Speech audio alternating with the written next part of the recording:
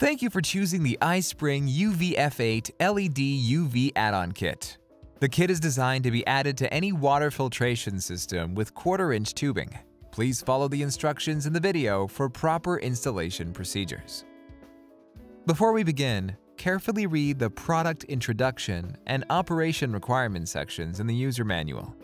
Ensure all parts are included in the package and that you have all the necessary tools ready.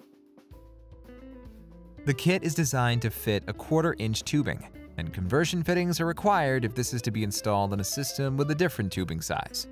Contact us if you have any product or installation-related questions. Installation. The iSpring UVF8 LED UV add-on kit is designed for adding on to an existing water system. It can be either mounted on top of any standard size inline post filters of a reverse osmosis system or mounted vertically inside a cabinet or a wall. Please note that since the weight of the kit is minimal, mounting is not required. A 120 to 240 volt power outlet is required to operate. Step 1. Shut off the water supply and unplug the power to the water filtration system. If the kit is for a standard reverse osmosis water system add-on, turn the tank valve to the off position. Step 2. Decide where to place the UV kit and choose a set mounting clamp.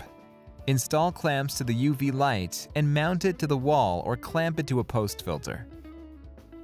Step 3. Connect the power supply to the UV light and plug into a 120 to 240 volt outlet. Step 4. Connect the water filtration system output quarter-inch tubing to the UV light inlet port located on the same side as the power cable. Ensure the tubing is inserted half an inch deep to prevent leaks. Step 5. Connect the quarter-inch faucet tubing to the UV light outlet port. Ensure the tubing is inserted half an inch deep to prevent leaks. Step 6. Turn on the water supply and plug in power to the water filtration system. If there is a water storage tank, turn the tank valve to the on position. Ensure that there are no leaks. Step 7.